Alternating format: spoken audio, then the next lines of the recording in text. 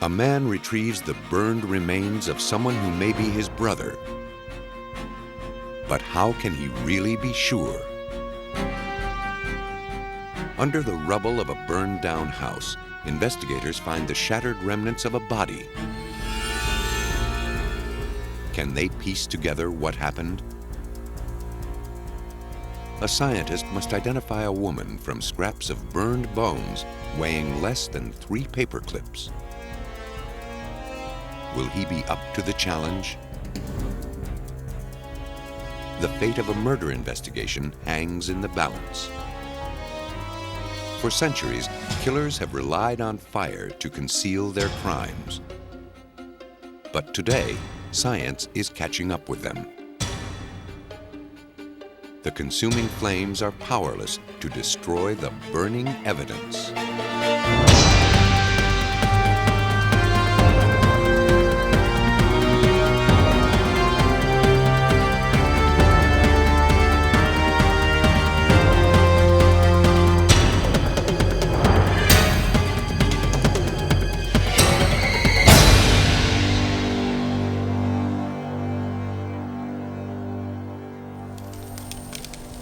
Fire.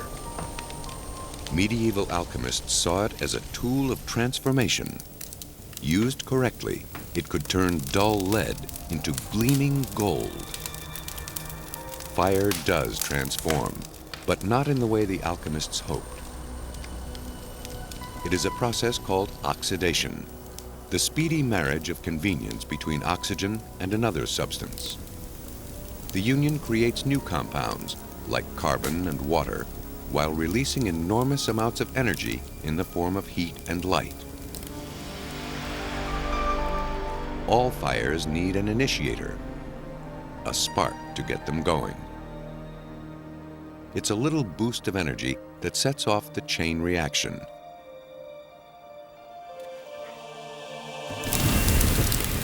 Then the fire burns until there's nothing left to burn. In Ohio, in 1994, Danny King started a fire, initiating a chain of events that transformed his entire world. King had a fiery relationship with his live-in girlfriend, Marilyn Garland. They had been together on and off for years and had a 3-year-old child. But one March night, things spun horribly out of control. Danny King shot and killed Marilyn Garland. Then he tried to hide every trace of his crime. He set the body afire and kept it burning in a metal drum for 2 days. Occasionally, he'd stir the brittle bones with a stick, burning them until they would burn no more. He took what was left and smashed it into little pieces with a hammer.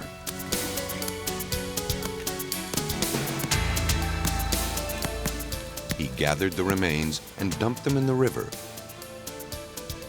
He may have thought that without a body, there could be no proof of murder.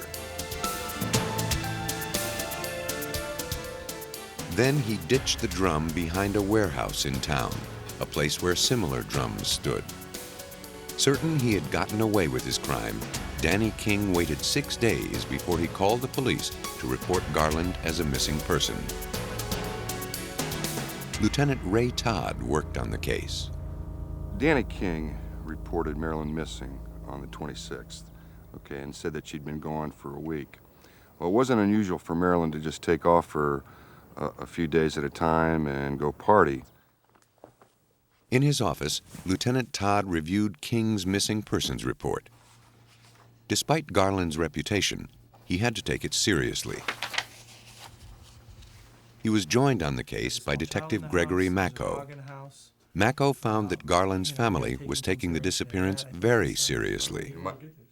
We talked to other family members, getting conflicting stories, some saying this is not her. This was her years ago when she was wild and free, but now she had a little boy. She wouldn't do this. She wouldn't leave the little boy behind. Something's wrong. They didn't believe that she just up and packed up and left. They actually believed that something had happened to her. Detective Mako began investigating more thoroughly. It was standard procedure to interview the person who filed the report, so they called in Danny King for questioning. He's a boyfriend, he's going to be a suspect, and our thinking was, let's eliminate him immediately. That wasn't how it worked out. The interview took an unexpected turn. After that interview process, we asked him if he would be willing to take a polygraph, a lie detector test. And he kind of hedged on it at first. So it just threw red flags. They arranged the test for the next day and dismissed King. King should have gone home, but he didn't.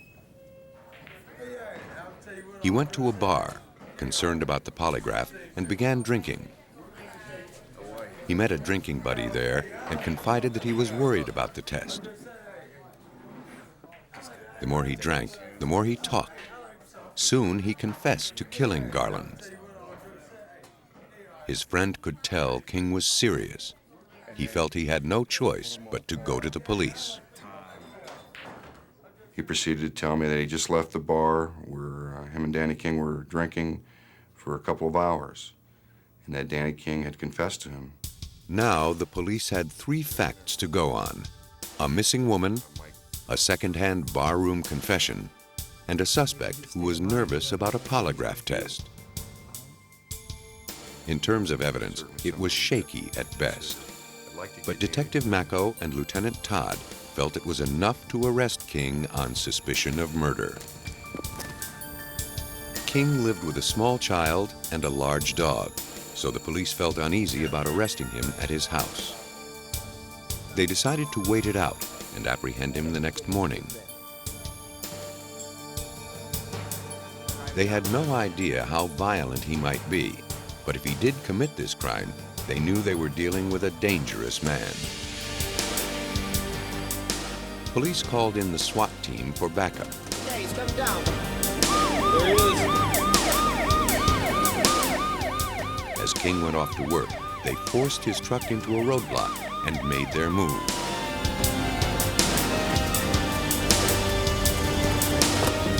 Your hands up! Put them up! Go! Step out of the van. You're under arrest, right? Put your hands up. After King was safely in custody, the police began to build their case.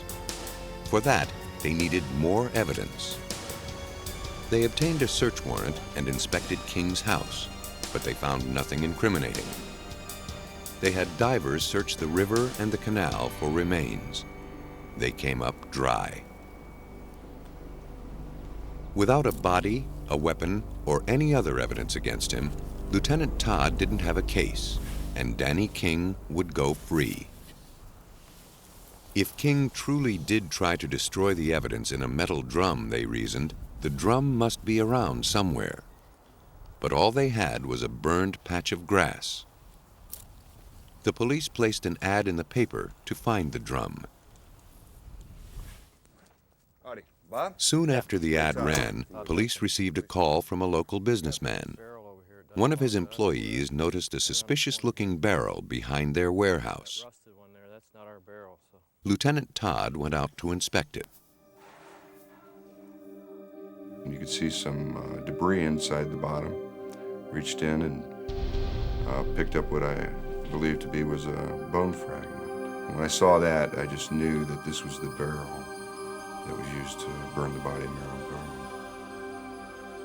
Todd shook the drum to remove more debris clinging to its interior. Out came nails, scraps of wire, some fabric, and a seed pod. There's one seed in this vial here, and this was found in the barrel, okay? And we didn't know where it may have come from. Later, we had it identified as a catalpa seed. It's kind of an unusual tree, and there's not that many in the area. And there is a catalpa tree at 125 Canal Street, which is where the murder took place and where Danny burned Marilyn's body in the barrel. But potentially, the most damning evidence pulled from the drum was also the smallest, tiny shards of bone. If Todd could prove they were the victims, he'd have a case. He sent them to the coroner for analysis. The coroner was fairly sure the bones were human. However, he wanted them looked at by a top forensic anthropologist. Okay, Rebecca, He let me hand contacted this down Doug to you. Owsley of the Smithsonian Institution in Washington, D.C. Owsley has built an international reputation by identifying human remains. This wasn't the first time Owsley had worked with the Summit County Coroner's Office. A few years earlier, he helped them analyze the remains of Jeffrey Dahmer's first victim. We've had cases where they involve dismemberment, where they will dismember parts of the body and they'll put them in different locations. We've had cases where they've used acids and corrosives and disfigurement of the body to try and make it difficult to say who that person is. They all tell you something about the individual behind that process, and in the same sense, they all leave different kinds of evidence. In the case of Marilyn Garland, Owsley was literally scraping the bottom of the barrel. The evidence he had to work with consisted of 2.9 grams of bone fragments, about the weight of 3 paper clips. He also had 3 tiny shards of tooth enamel. All had been on fire for 2 days and were shrunken and distorted by the process. Could Owsley make sense of the paltry slivers? So it looks like. Okay, and that's dark too. But that Forensic shows- scientist Doug Owsley faced many challenges in his work on the Marilyn Garland murder. The first was confirming whether the bone fragments from the metal drum were human. In this instance, we got really lucky because one of the fragments that was preserved was his finger bone. And if you think about it, different animals out there have very distinctive foot and hand bone structure. Think of a hoof, for instance, or what the foot of a dog looks like. It's very different than what we see in the human. And we've got not a complete bone, but actually just half of it, but it's enough of us, it's enough of the bone for us to actually be able to look at that and say, well, that's human morphology. Here, for instance, Owsley's next task was more daunting. Could he tell if these were the remains of Marilyn Garland? With burning, it takes maybe more time to analyze it, and you really have to know exactly what you're looking for. But you still, with the fragments of the bone, male skeletons tend to be bigger, females tend to, on average, to be smaller. And so how it is burned and the size that is the result of that process is still going to tell you often something about sex. Will still tell you something about age. And so it may make the identification much more difficult, more time-consuming, maybe more tedious, but there's going to be a lot of evidence there. At the outset of the identification process, Owsley knew nothing about the victim's physical features. That's the way he prefers to work on a case. The ideal circumstance often is not to know a great deal about it. It's better to be a little bit in the dark on that sort of thing, or a lot in the dark about that. Let the bones talk to you in terms of what they have to say what the evidence is from those. From the remains, Owsley identified 2 rib fragments. The largest was a ½ inch long. He could tell one came from near the breastbone, perhaps the 4th or 5th rib. It provided the key to unlocking secrets about the body it came from. As we age, the rounded ends of our bones become more cup-shaped. The rib's cupped end suggested the person was between 24 and 40 years old. It was 3.4 millimeters thick by 13 millimeters wide. Owsley considered that small, even after assuming it shrunk up to 25% in the fire. You can never, on a piece of bone that size, bet everything. But on the other hand, you can turn around and say, in terms of probability, in terms of comparative data that we have, it's likely that this is a very small person. The size suggested the victim was either a female or a small male. To determine which, he compared the bone's height and thickness against a standard chart of rib measurements. In females, the 5th rib is going to have an average width of 4.65 millimeters. Males, 5th rib is going to be 6.78, so it's much larger in terms of its thickness. So you work it through as best you can and try and characterize for the entire rib cage male and female values and what the difference is. With this bone, the answer was clear. By all standards, the person it came from was petite, very likely a female. The bones had told him all they could. it was time to take a look at the tooth fragments. This is part of another burn. Owsley had only 3 to work with. They were little more than chips of enamel. By examining the thickness of the enamel, Owsley could tell they were from adult teeth. Their shape suggested their approximate position in the victim's mouth. They had telltale grooves that suggested dental work. But it wasn't enough. He needed some high-tech help to expose traces of fillings. Then he could match them to Garland's dental records. Owsley sent the teeth to the Smithsonian's Conservation Analytical Laboratory. There, they underwent a process called Energy Dispersive Spectroscopy, or EDS. Most dental fillings are a combination of silver, tin, mercury, and copper. They melt in the heat of a fire, leaving behind invisible traces. The EDS brings them out. The tooth fragment is put into the chamber. Then the air is drawn out, creating a vacuum. An electron beam bombards the sample. It can be aimed very precisely. The EDS provides a 3D image so the operator knows where to point the beam. The stream of energy excites electrons in the sample, causing some of them to fly off. Some elements give off more electrons, some produce fewer. By measuring the electrons spewing from the sample, the EDS determines what elements it's made from. The results come out as a graph of peaks and valleys. Each peak represents a different element. Its height corresponds to the amount of the element in the sample. The graph was printed out and given to Owsley to analyze. This is an area here on this count, fragment 1, where we're scanning on the tooth surface. You can pick up the peak for calcium, peak for phosphorus, and those are normal tooth enamel. On that same fragment, if you go to a different location, here now we're starting to get a peak for tin, indicating the presence of tin on that tooth surface. The EDS showed that 2 of the fragments had traces of copper, and all 3 had traces of tin. Because the metals were found only on specific parts of the teeth, Owsley concluded that they were the remains of fillings, not contamination from the metal drum. He had already determined from their shape that he had fragments of premolars. Now he knew they all had fillings. With this information, he was ready to compare his findings against Marilyn Garland's dental records. So working with a dentist, I sat down, we went through and figured out which teeth she'd lost in life, which teeth had fillings, what types of fillings they were, and we would prepare a dental chart. And this is a basis for comparison with the dental fragments that we had. Most of Marilyn Garland's premolars had fillings. So the fact that all of the fragments also had fillings was consistent with her dental records. So I could never really say that it was absolutely this tooth or that tooth, but I could say that she in life had those teeth. And of those, 7 of those 8 teeth had fillings, and I've got 3 fragments of those teeth, and all of them have fillings. So it's a consistency there. It's a point that seems to support this association.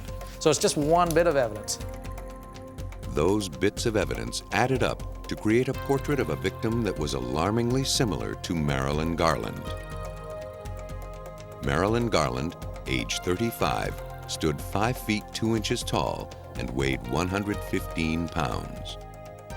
Obviously, they couldn't positively say that it was her, but he was able to say that it was a petite female, possibly white female, between the ages of 25 and 35. I mean, it really narrowed it down, which was, surprising to me, just to find some remains, charred remains, to be able to look at him and obtain that much information from him. That was surprising. Awaiting trial, Danny King learned that he'd left enough evidence for scientists to come so close to identifying Marilyn Garland. Rattled by the news, he made one more mistake. Danny King confessed a second time, this time to an inmate at Summit County Jail, and the inmate ended up telling us about it. And Danny King even told him where he had disposed of the gun. King admitted stashing the gun in a storm sewer behind a restaurant. Detective Todd drove to the location and found it immediately. Police had all they needed: the confessions, the burned barrel, the weapon, and Doug Owsley, who turned a handful of splintered bones into rock-solid evidence. I've been involved in a number of cases where you're searching for a missing person. You know that person in your heart, you know that person's dead. And they may even have good, strong evidence as to who's behind this. But without that body being recovered and without that physical evidence, you still could go to trial, but it gets much more difficult. It gets, you need a lot of good physical evidence, and a skeleton or a body is going to be a critical thing. Danny King was found guilty of murder. He was sentenced to 21 years to life. Generations of murderers have relied on fire to hide their crimes. But some little detail always lingers for those who know what to look for. In Tennessee, investigators depended on scorched bones to divine not only a dead man's identity, but also the strange circumstances of his death. On January 15, 1981, a house burned to the ground in Kingsport, Tennessee, before the fire department could save it. The owner, James Grizzle, hadn't been seen since the blaze. Nobody gave it a second thought, because Grizzle spent much of his time in Virginia. Then, Detective James Moffett of the Kingsport Police received a call from Grizzle's mother in Virginia. What's his name? She was concerned because she hadn't heard from her son in several days. Where does he live at? Moffett smelled trouble. I think I know this. He knew that Grizzle had hired a live-in handyman named Stephen Leon Williams to help renovate the house. Williams was not a model citizen. I knew Stephen Leon Williams, and I was investigating him on some burglaries. And I knew that Mr. Williams was living with Mr. Grizzle in Hawkins County. I talked to Mr. Grizzle probably about a week before his house burned about Leon. The fire department didn't look for a body once the blaze was out. But after hearing from Grizzle's mother, Moffett began to suspect something more than a house fire. If Grizzle was in the house when it burned, his remains would still be there. Moffett would need an expert to determine if Grizzle's death was an accident or murder.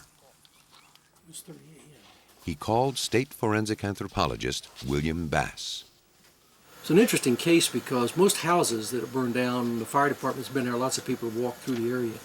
This was one of the few cases in which nobody had walked into this house at all. So you got there and the house had burned down, and there were no footprints in the house at all. And so we were the first ones in there. As you can see over here, The undisturbed condition of the site assured Bass that any signs of foul play would still be there. Mr. Grizzle may be in there. Moffett pointed out the locations of the bedrooms, kitchen, and living room so Bass could get his bearings. As with any archaeological excavation, he and his team carefully sifted through the debris with trowels and brushes. They moved one brick at a time, searching for the all-important remains. A little over an hour after they began, Bass found some human lower leg bones on the concrete basement floor. Before long, scattered bones started coming out of the rubble, and with them, a horrible story began to emerge. The body had been lying on its back, but the legs were up over the body, as if you lay down and take your feet and pull them up to your head. However, there was no head. The victim was separated below the shoulders, and the upper and lower halves of the skeleton were 12 feet apart. That wasn't entirely unusual. A skeleton may become jumbled if the victim had fallen through the floor and landed in the basement. But Bass knew that wasn't the case here. Had the body fallen, he would have found debris between the skeleton and the concrete. Bass found no debris. In fact, the victim was fused to the floor. It's like taking a piece of meat and putting it in a hot skillet. That meat will sear onto the hot surface. In this case, the fats running out were so hot that they literally solidified what clothing remained. So we had to scrape off the clothing, and there was no debris between the floor and the bones. The condition of the clothing told Bass the victim was in the basement when the fire began. If the body didn't fall from a height, Bass knew of only one other way to explain how the bones became scattered: an explosion. Neighbors' reports confirmed Bass's conclusion. They heard a blast shortly before the fire. Judging from the way the upper torso was separated, Bass suspected the center of the explosion was on the victim's chest. It might have been some freak accident. But then Bass found another clue. The flattened remains of a spent bullet lay upon the basement floor, just below the victim's heart. Bass could tell from its mushroom shape that it had traveled through the victim and flattened against the concrete. At first glance, it looked like homicide. But homicide cases are won on hard facts, not speculation. To prove murder, he needed all the evidence he could muster. In his lab at the University of Tennessee, Bass has teased the truth from countless human remains. Here, he took a closer look at the bones pulled from Grizzle's house. He would try to determine what events caused the destruction of a home and the death of a person. With burned remains, it's not always easy. When a body burns, much of it is destroyed. The arms and legs separate. Fluid in the head turns to steam and bursts the skull. As bones burn, they retain their shape, but they shrink up to 33%, depending on the temperature of the fire, how long they were exposed to it, and which bones they are. Fire turns them brittle. They shatter while they burn and can crumble if they're touched or moved afterward.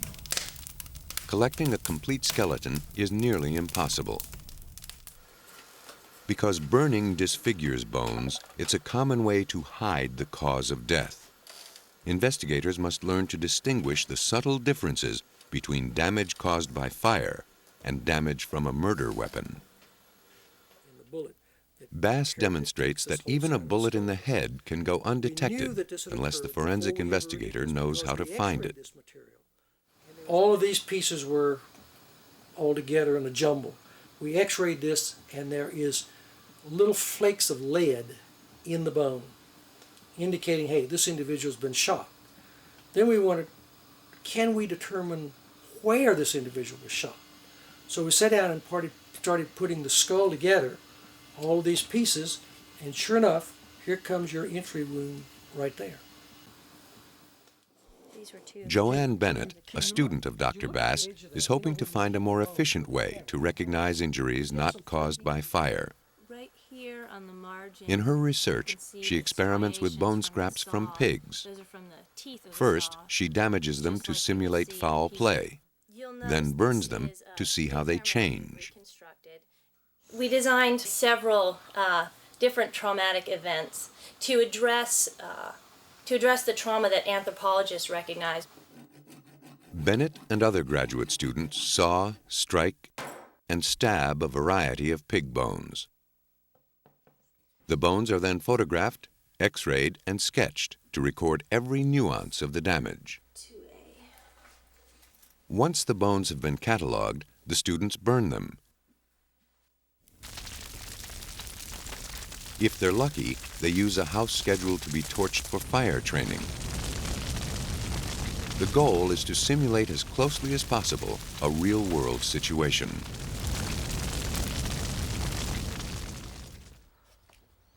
After the smoke clears, the students pick through the rubble to retrieve as many bone fragments as they can find. Oh, I found one. They take the bones back to the lab and examine them to see if they can detect the marks they made. The marks made by a scalpel or saw blade survived the fire with no problem. The fine striations of the saw can even be seen with the naked eye. The marks made by the hammer are less easy to discern. Bennett is just starting her research. As she and her colleagues experiment with a wider sample of bones, she feels confident they'll come up with some guidelines forensic investigators can use in the future. With the remains in his lab, Bass pieced together the sorry events that transpired in James Grizzle's house. The flattened bullet and scattered bones suggested murder. The color of the bones backed that up. As bones heat up, their color changes. Forensic investigators depend on that to estimate the fire's temperature. Especially hot flames suggest an accelerant like gasoline was used. And that means arson. At about 545 degrees Fahrenheit, bones turn reddish or grayish brown. Between 970 and 1200 degrees, they turn black. Over 1200 degrees, all the organic material burns out, leaving a white shell of calcium. The remains in Grizzle's house were white. They must have burned at about 2000 degrees, indicating the use of an accelerant. Bass concluded the fire was deliberately set. Now, Bass was sure he could prove homicide. The burned remains told him that the victim was shot to death, the body blown apart, and the house set on fire to hide the crime. But who was the victim? Though reasonably certain it was James Grizzle, Bass had to prove it beyond a reasonable doubt. Without naming the victim, Moffat couldn't catch his murderer. To identify the victim, Bass first examined seams in the skull, called sutures. They slowly close as we grow older and are gone by age 40. Inside the skull of the victim, the sutures had disappeared. On the outside, they were almost completely gone as well. Now this would indicate that he was not only 18, but was, middle-aged. You get in at least 30s, so forth. Age can be determined another way, by looking at the joint surfaces of the bones. As people age, the body deposits more bone around the joints, causing a condition called arthritic lipping. It begins in the late 20s or early 30s and increases with age. The lipping was consistent with someone in his mid-30s. James Grizzle was 38 years old. Bass next examined the external occipital protuberance, the bulge on the back of the head, to determine the victim's sex. The structure is larger in males than in females. It left Bass with little room for doubt that the victim was male. This is one of the best ones I've ever seen. This is a classic textbook case of an external occipital protuberance, which would indicate that this individual was a male. So by just this little piece, you could get not only sex, but age with that right there. From the evidence, Bass determined the victim was a white male in his mid-30s, a description consistent with James Grizzle, but not close enough to hold up in court. To be absolutely positive, Bass relied on Grizzle's dental records. You have this tooth with a filling that's attached to the tooth after the fire. So we asked the police if they could find from the family a dental record of him. We knew he'd been to the dentist because you could see there were fillings in here. Bass compared the structure of the tooth and the shape of the root. From Grizzle's dental records, he was able to make his final determination. This was the skeleton of James Grizzle. The teeth provided Bass with a quick and easy way to make a difficult identification. But it was important that he first tried to make the ID using the bones. Otherwise, he'd have no way of knowing if more than one victim was buried in the rubble. If the bones and teeth all suggest the same person, Bass can be confident only one victim was buried there. That person was James Grizzle.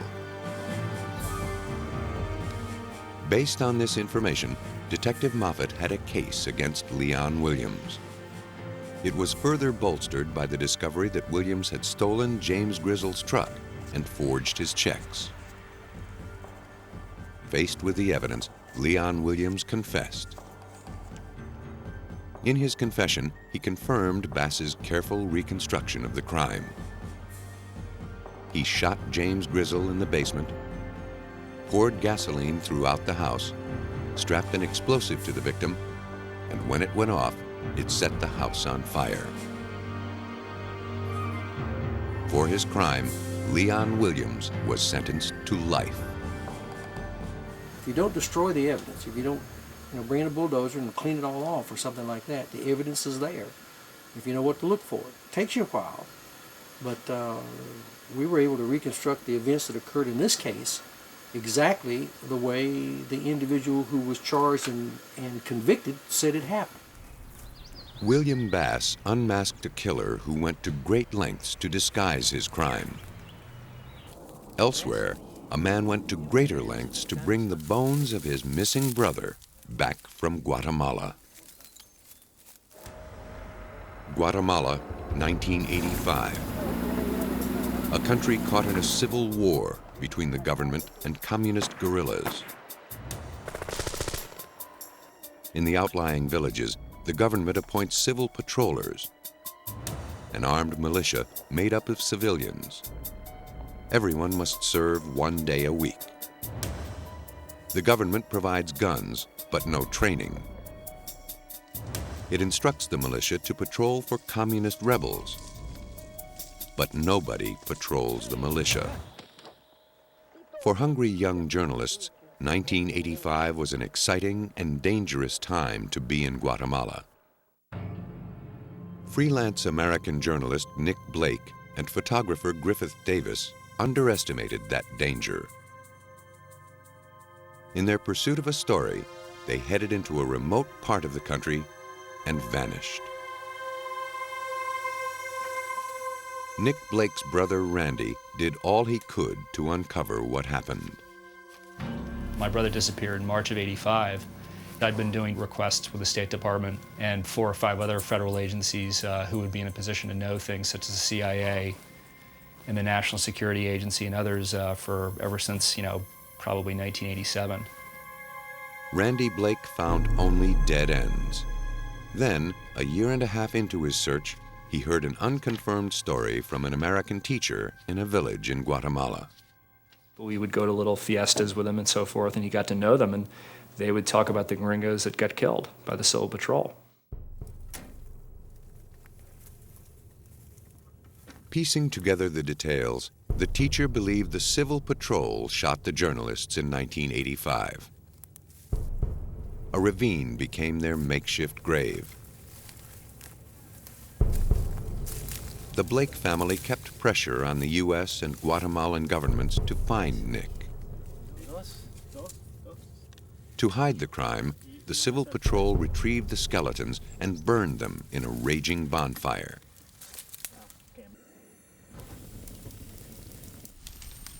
The flames split and shattered the bones beyond all recognition, or at least that's what the patrollers thought. But the Blake family persisted. The patrollers were pressured into sending the remains to the United States. They arrived in 1990, but an analysis uncovered a deception. The crate did not contain human remains. Convinced they had exposed a cover-up, the Blakes and U.S. authorities demanded the truth. Felipe Alva, the regional commander of the Guatemalan Civil Patrol, refused to talk about the incident until the Blakes offered an incentive. And he was going to be offered a $10,000 reward. And so, but it was going to be paid to him in allotments as he performed along the job. Enticed by the offer, Alva agreed to send the real remains to the U.S. so long as the family promised not to prosecute. He came out with a partial unearthing of remains from the site, and he brought them back in 2 boxes, very curious things. They were essentially little caskets, mini caskets, square pine boxes that were velvet lined. And it was the strangest thing because they had dirt in them from the site with little bone chips salted throughout them and so forth, because that's essentially what was remained of my brother and his friend.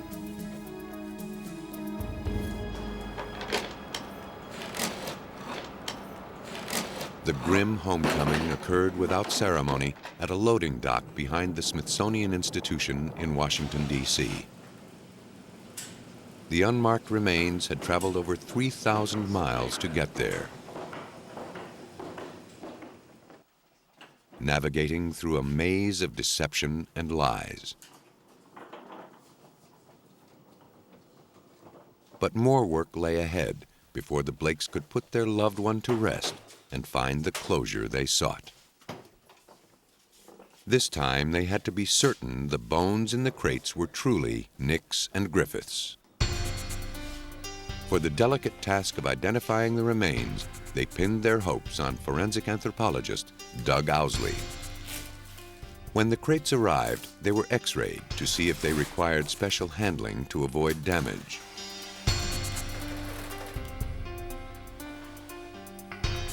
They contained no surprises. Mostly soil, ash, roots, and bits of bone.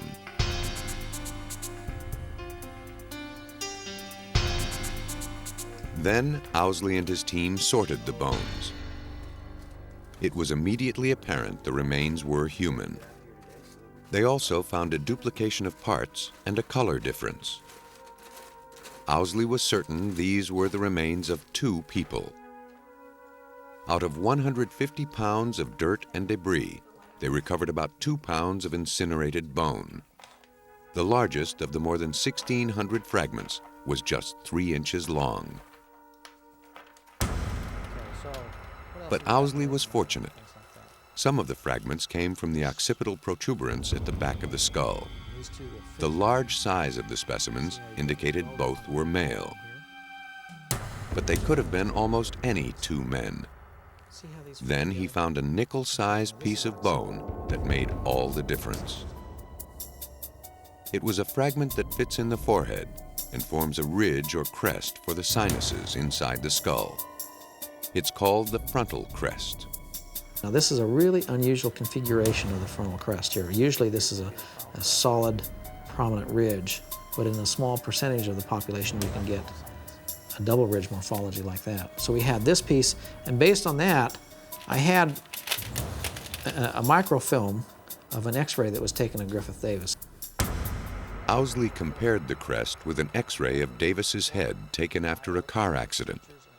The unusual structure of the bone fragment from Guatemala matched the x-ray. But did that prove the fragment came from Davis's skull? Not unless Owsley could first prove that its structure was truly rare. To see how often the crest structure occurred in the general population, Owsley referred to a group of skeletons known as the Terry Collection. The more than 1,600 skeletons of the Terry Collection were donated for medical research from the 1920s to the 1940s. They represent a cross-section of the population. The medical history of each individual is part of the record.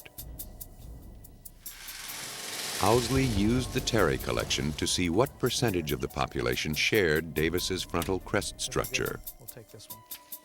If only a few people had that bone configuration, and if it was shared by the Guatemala sample and Davis, then Owsley could reasonably conclude the bones could belong to Davis. If you look at this cranial vault, for instance, one of the things that you've got is here's the cribriform plate, foramen cecum, and then you've got this standard type of frontal crest. And it's a very prominent ridge that occurs in 88% of white males. Now, in contrast, you see how you've got, again, the same structure, but now we've got a double ridge and a groove. This is the type that we see in Griffith Davis's cranium. This occurs 9% of the time. Davis and the remains from Guatemala shared the same rare anatomical feature. Owsley felt confident the skull fragments could belong to Davis. But were the remaining bones Nick Blake's? The limited sample enabled Owsley to perform only one more test. determining the relative age of the bodies. For this, he relied on the sutures in the skulls.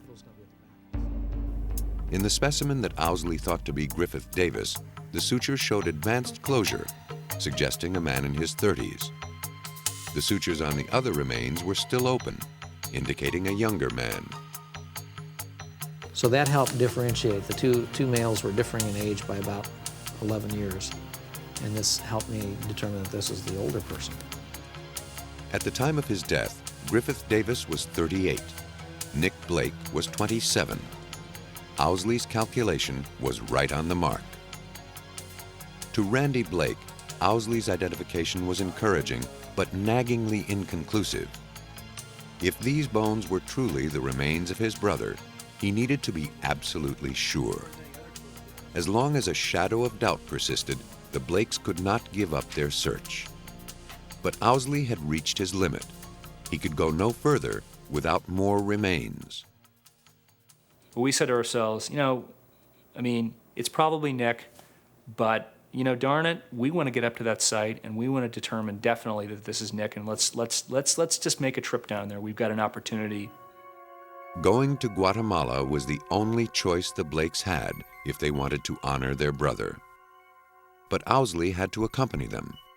Only he could provide the assurance the Blakes had waited so long for. Together, they would retrace the final steps of Nicholas Blake and Griffith Davis. With forensic anthropologist Doug Owsley's help, Randy Blake felt he was close to finding his brother. He knew that the only way to claim Nick's remains was to retrieve them himself.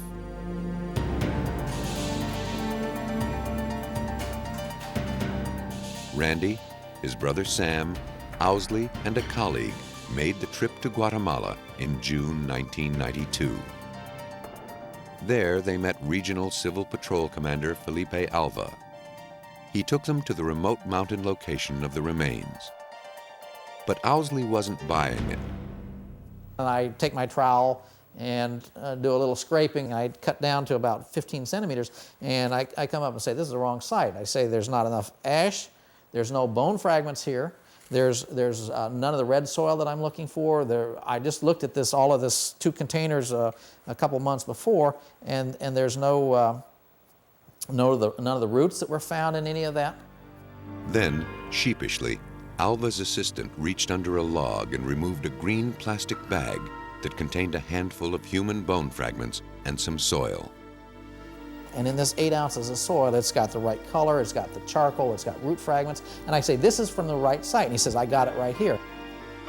The assistant told them these were the last of the remains. The Americans demanded to see where they came from.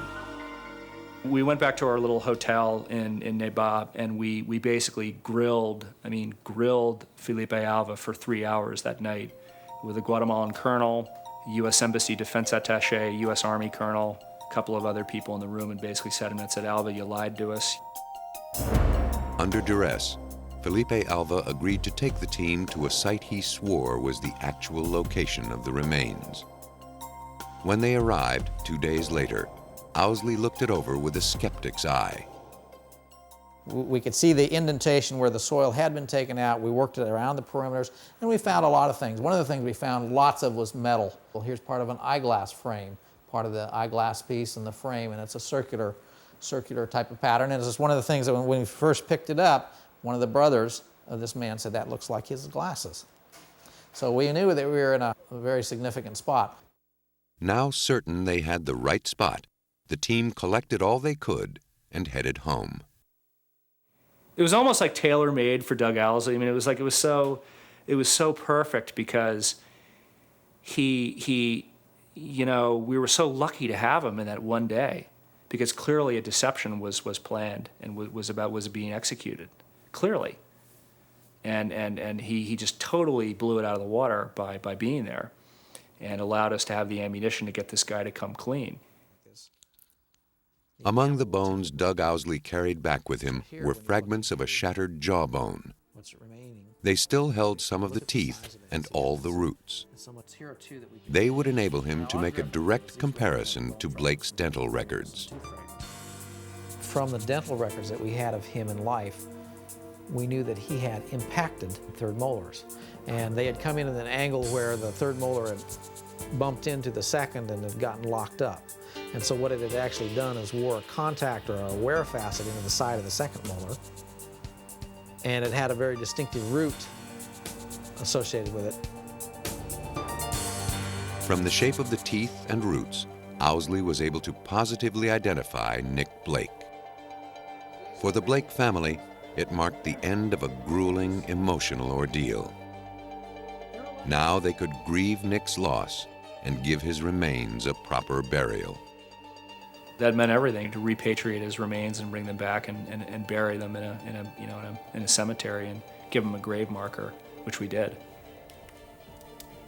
Not enough remains of Blake or Davis were recovered to confirm they were shot. For the Blakes and the Davises, that was no longer important. Bringing Nick and Griffith home was enough. From the ashes of murder rise lingering clues, transformed but never erased. As scientists learn to read their meaning, they can restore what the fire has taken. And by doing so, find a loved one or catch a killer.